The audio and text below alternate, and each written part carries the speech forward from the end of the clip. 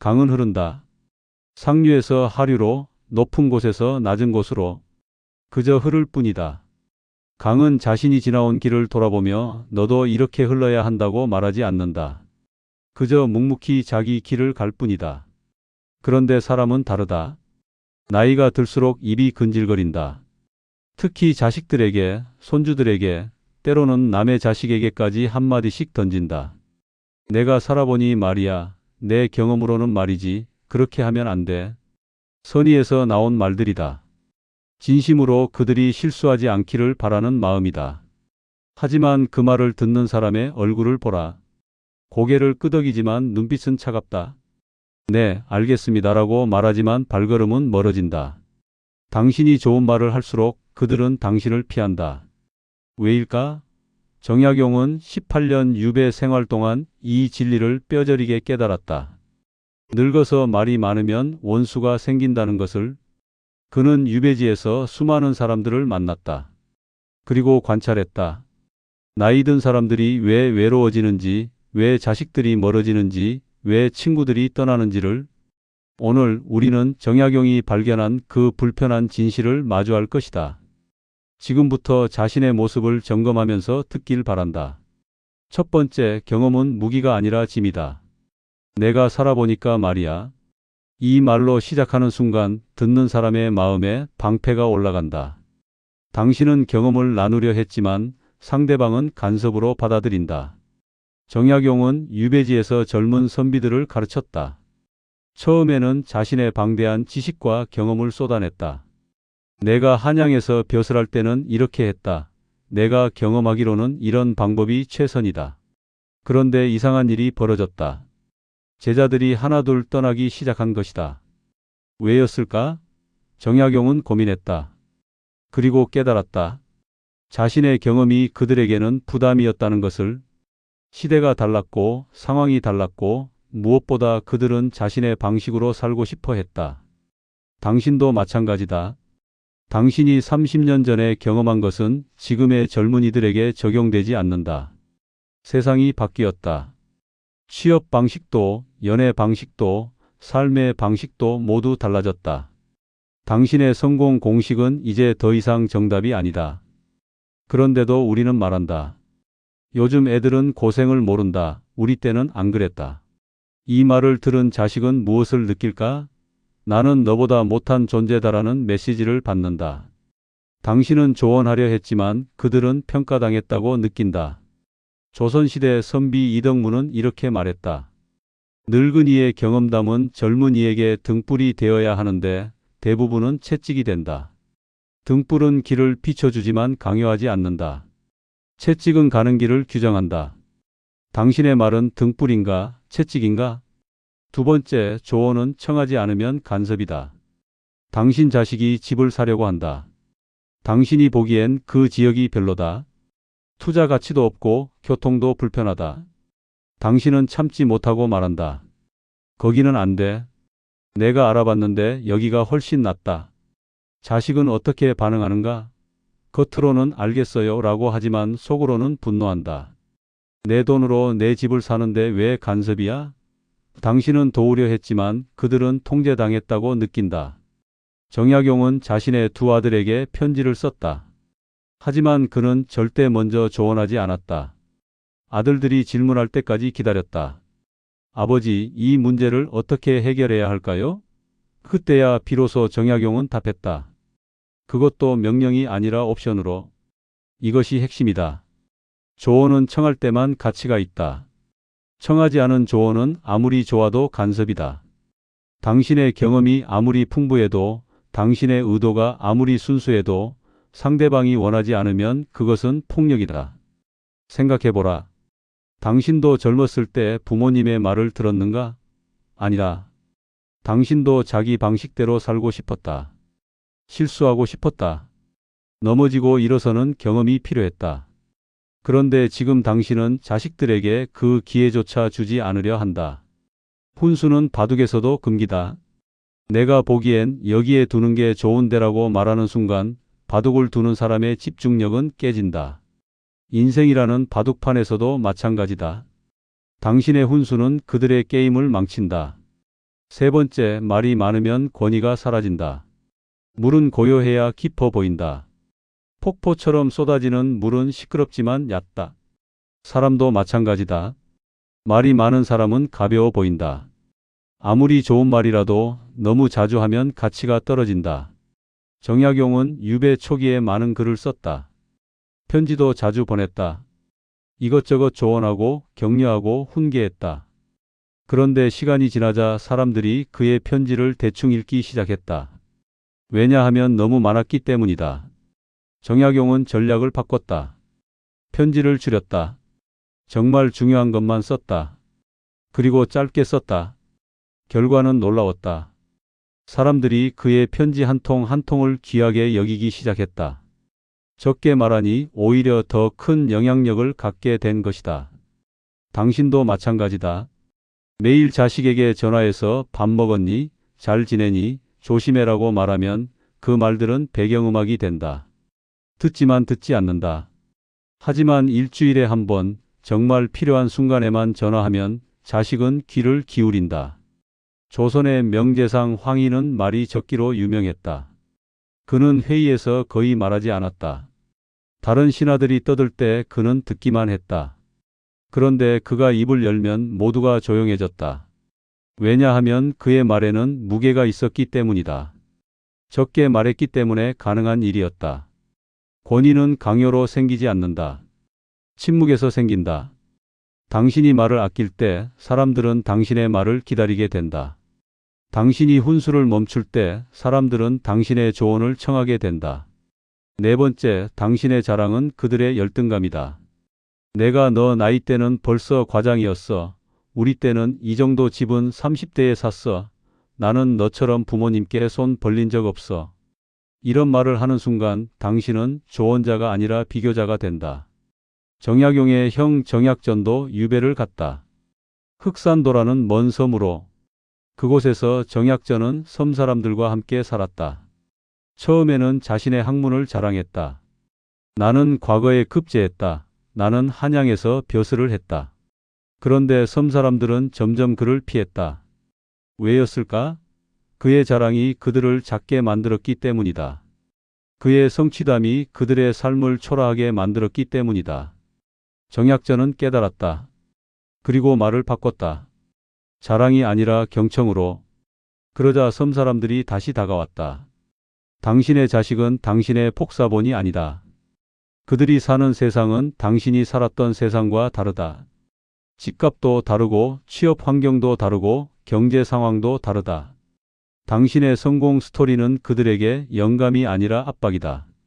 나는 이렇게 했는데 너는 왜 못하니? 라는 메시지 대신 나도 너와 같은 나이에 힘들었어. 지금 내가 견디고 있는 것만으로도 대단해라고 말하라. 전자는 적을 만들고 후자는 동지를 만든다. 조선의 학자 율곡 이인은 제자들에게 자신의 성취를 거의 말하지 않았다. 대신 자신의 실패와 고민을 나눴다. 나도 처음엔 글을 못 썼다. 나도 많이 실수했다. 그러자 제자들이 그를 더욱 존경하게 되었다. 완벽한 스승보다 인간적인 스승이 더 큰 가르침을 준다는 것을 율곡은 알았다. 다섯 번째, 자식의 실수를 막으면 성장도 막힌다. 당신은 자식이 실수하는 것을 참지 못한다. 그들이 잘못된 선택을 하려고 하면 당신은 즉시 개입한다. 그렇게 하면 안 돼. 내 말 들어. 나는 내가 후회하는 걸 보고 싶지 않아. 하지만 생각해보라. 당신은 어떻게 지혜를 얻었는가? 책에서? 부모님의 조언에서? 아니라 실수에서다. 넘어지고 깨지고 후회하고 다시 일어서는 과정에서 당신은 배웠다. 그런데 지금 당신은 자식에게 그 기회를 주지 않는다. 정약용은 아들들에게 편지로 이렇게 썼다. 너희가 실수할 권리를 빼앗지 않겠다. 내가 할 수 있는 것은 너희가 넘어졌을 때 일으킬 준비를 하는 것뿐이다. 이것이 진짜 부모다. 실수를 막는 사람이 아니라 실수에서 배우도록 돕는 사람. 자식이 돈을 잘못 쓴다고 생각하는가? 그들이 배울 기회다. 연애를 잘못한다고 생각하는가? 그들이 성장할 기회다. 직업을 잘못 선택했다고 생각하는가? 그들이 자신을 알아가는 과정이다. 당신이 개입할수록 그들은 의존적이 된다. 당신이 모든 것을 해결해주면 그들은 스스로 문제를 해결하는 법을 배우지 못한다. 결국 당신이 없으면 아무것도 할 수 없는 사람이 된다. 그것이 당신이 원하는 것인가? 나무를 보라. 비바람을 막아주면 나무는 약해진다. 비바람을 견디게 하면 나무는 단단해진다. 자식도 마찬가지다. 실수라는 비바람을 겪어야 단단한 어른이 된다. 6번째, 늙은이의 걱정은 젊은이의 족쇄다. 조심해라, 위험해, 그건 안 돼, 실패하면 어쩌려고. 당신의 걱정은 선이다. 하지만 그 걱정이 자식의 도전을 막는다는 것을 아는가? 정약용은 유배지에서 수많은 젊은이들을 만났다. 그들은 하나같이 부모의 걱정 때문에 자신의 꿈을 접었다고 말했다. 아버지가 위험하다고 해서, 어머니가 걱정하셔서 부모님을 실망시킬까봐. 정약용은 이렇게 말했다. 부모의 걱정은 자식에게 날개가 아니라 무게다. 자식이 날아오르려면 부모가 걱정을 내려놓아야 한다. 충격적인 말이다. 하지만 진실이다. 당신의 걱정은 당신의 것이다. 자식의 문제가 아니다. 당신이 불안한 것은 당신이 해결해야 할 감정이다. 자식에게 전가할 것이 아니다. 내가 걱정돼서 그래라는 말은 사실 내 불안을 내가 해결해줘라는 요구다. 자식이 새로운 사업을 시작하려고 한다. 당신은 걱정된다. 실패할까봐, 돈을 잃을까봐. 그래서 말한다. 너무 위험해, 안정적인 게 최고야. 자식은 어떻게 느낄까? 부모님은 나를 믿지 않는다고 생각한다. 대신 이렇게 말하라. 내가 선택한 길이라면 믿는다. 혹시 힘들면 언제든 와. 이것이 진짜 지지다. 걱정으로 묶는 것이 아니라 신뢰로 푸는 것이다. 조선시대의 명신 이순신의 어머니는 아들이 전쟁터에 나갈 때 이렇게 말했다고 한다. 걱정하지 않겠다. 내가 선택한 길이니까. 그 신뢰가 이순신을 더 강하게 만들었다. 걱정이 아니라 믿음이 사람을 키운다. 7번째, 비교는 사랑의 옷을 입은 폭력이다. 옆집 아들은 대기업 다니던데 내 친구는 벌써 집 샀더라. 누구는 벌써 결혼했던데. 이런 말을 사랑이라고 착각하지 마라. 이것은 폭력이다. 정약용은 두 아들을 키웠다. 형 정학영과 동생 정학유. 두 아들은 완전히 달랐다. 형은 학문에 능했고 동생은 실용적이었다. 정약용은 절대 둘을 비교하지 않았다. 형처럼 해라고 동생에게 말하지 않았고 동생처럼 해라고 형에게 말하지 않았다. 왜냐하면 정약용은 알았다. 비교는 둘 다 망친다는 것을. 비교당한 아이는 열등감에 시달리고 비교 대상이 된 아이는 부담에 눌린다. 비교는 사랑이 아니라 독이다. 나는 내가 더 잘되길 바라서 하는 말이야 라고. 아니라. 그것은 당신의 불안이다. 당신 자식이 남들보다 뒤처질까봐, 당신이 다른 부모들 앞에서 창피할까봐 하는 말이다. 자식을 위한 것이 아니라 당신을 위한 것이다. 생각해보라. 당신도 비교당하며 자랐다면 그것이 얼마나 고통스러웠는지 안다. 그런데 왜 자식에게 똑같이 하는가? 당신이 받은 상처를 자식에게 대물림하는 것이다. 각자의 속도가 있다. 꽃도 피는 시기가 다르다. 봄에 피는 꽃이 있고 여름에 피는 꽃이 있고 가을에 피는 꽃이 있다. 모든 꽃이 봄에 피지 않는다고 해서 실패한 꽃인가? 아니다. 각자의 때가 있을 뿐이다. 당신 자식도 마찬가지다. 남들보다 늦게 피는 꽃일 수 있다. 하지만 피는 것은 확실하다. 그런데 당신이 계속 비교하면 그 꽃은 피기도 전에 시든다. 자신감을 잃고 자존감이 무너지고 결국 아무것도 하지 못하게 된다. 8번째, 당신이 옳아도 말하지 마라. 가장 어려운 진리다. 당신이 100% 옳다는 것을 안다. 당신의 조언이 정답이라는 것을 확신한다. 하지만 그래도 말하지 마라. 왜냐하면 옳은 것보다 관계가 더 중요하기 때문이다. 정약용은 유배지에서 많은 잘못된 일들을 목격했다. 탐관 오리들의 부정, 백성들을 착취하는 양반들, 잘못된 정책들. 그는 모든 것에 대해 말할 수 있었다. 그는 옳았다. 하지만 그는 침묵을 선택했다. 왜냐하면 그가 말할수록 적이 늘어났기 때문이다. 그는 이렇게 기록했다. 옳은 말이 항상 필요한 것은 아니다. 때로는 침묵이 더 큰 지혜다. 이것은 비겁함이 아니다. 전략적 선택이다. 모든 전쟁을 싸울 필요는 없다. 이길 수 있는 전쟁도 안 싸우는 것이 때로는 현명하다. 자식이 잘못된 선택을 하려고 한다. 당신은 그것이 실패할 것을 안다. 경험으로 안다. 하지만 말하지 마라. 왜냐하면 당신이 말하면 자식은 더욱 강하게 그 선택을 밀고 나가기 때문이다. 심리학에서는 이를 반발 심리라고 부른다. 대신 이렇게 하라. 침묵하고 지켜보고 실패하면 그때 위로하라. 내가 말했잖아라고 하지 말고 힘들었겠다. 이제 어떻게 할 거야? 라고 물어라. 이것이 진짜 지혜다. 당신이 옳다는 것을 증명하는 것보다 자식과의 관계를 지키는 것이 더 중요하다. 당신이 내 말이 맞았지라고 말하는 순간 자식은 당신을 더 이상 믿지 않는다. 왜냐하면 당신은 자식을 사랑하는 것이 아니라 자신이 옳다는 것을 증명하려는 사람이 되기 때문이다. 산은 높다고 자랑하지 않는다. 그저 높을 뿐이다. 당신도 마찬가지다. 당신이 옳다면 말하지 않아도 사람들은 안다.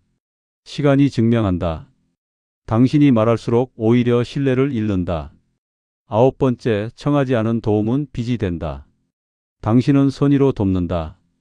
자식에게 돈을 주고 집안일을 해주고 손주를 돌봐준다.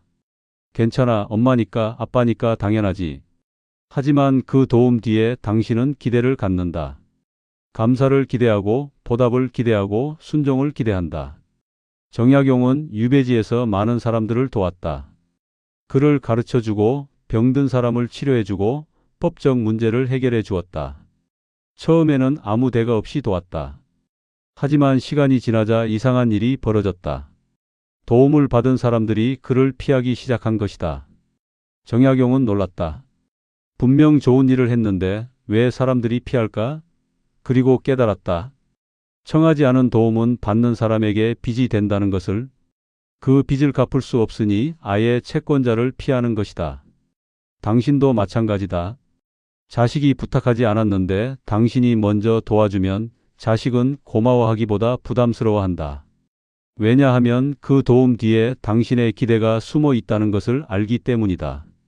내가 이렇게 해줬는데 너는 왜 내 말을 안 들어?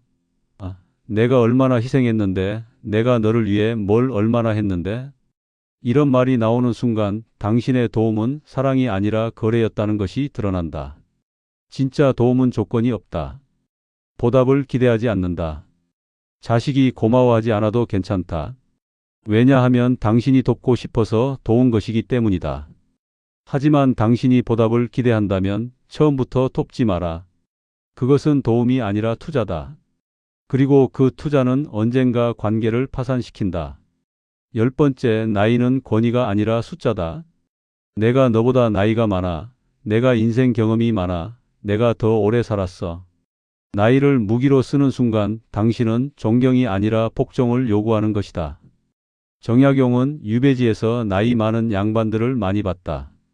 그들은 나이만 믿고 젊은이들에게 함부로 대했다. 내가 너보다 위야. 나이 많은 사람 말을 들어야지.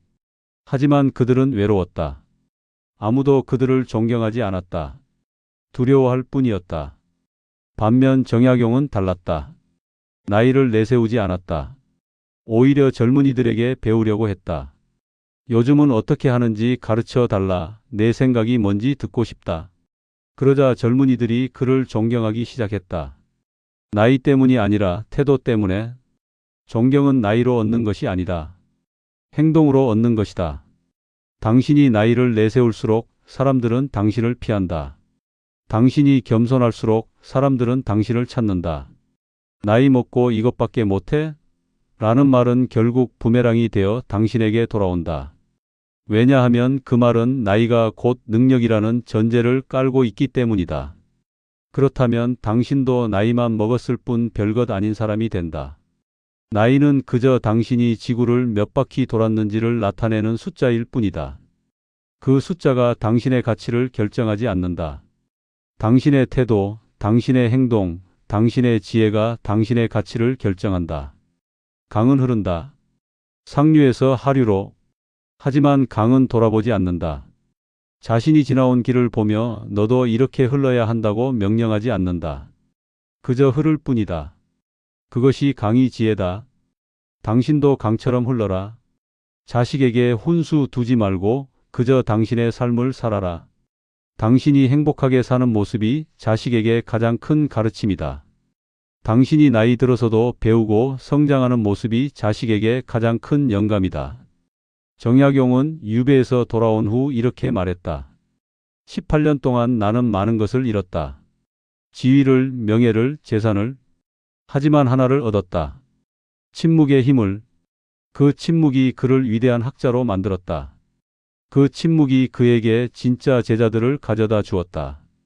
그 침묵이 그의 후반생을 빛나게 만들었다. 당신도 지금부터 시작하라. 혼수를 멈추고 침묵하고 듣고 배우고 존중하라. 쉽지 않을 것이다. 참기 힘들 것이다. 하지만 해보라. 단 일주일만이라도. 자식에게 전화할 때 조언하고 싶은 입을 다물어라. 대신 물어라. 요즘 어때? 그리고 정말로 들어라. 자식이 뭔가 잘못하고 있다고 생각될 때 참아라. 내가 보기엔으로 시작하는 문장을 삼켜라. 자식이 도움을 청할 때까지 기다려라. 한 달이 지나면 당신은 변화를 느낄 것이다. 자식이 먼저 전화한다. 엄마, 상의할 게 있어요. 자식이 당신의 의견을 묻는다. 아빠는 어떻게 생각하세요? 이것이 당신이 평생 원했던 것 아닌가? 조선의 마지막 명재상 김정희는 말년에 이렇게 썼다. 말없이 앉아 있으니 사람들이 찾아온다. 입을 열지 않으니 그들이 귀를 연다. 가르치지 않으니 그들이 배워간다. 이것이 늙어서 얻은 가장 큰 지혜다. 당신에게도 이 지혜가 찾아오기를 바란다. 혼수를 멈추는 순간 진짜 관계가 시작된다. 말을 줄이는 순간 진짜 영향력이 생긴다. 참는 순간 진짜 존경이 찾아온다. 오늘의 이야기는 여기까지입니다. 이 영상이 도움이 되었다면 구독과 좋아요, 알림 설정 부탁드립니다. 그리고 주변의 어르신들과 꼭 공유해 주세요. 우리 모두 훈수가 아니라 지혜로 나이 들어갑시다. 시청해 주셔서 감사합니다.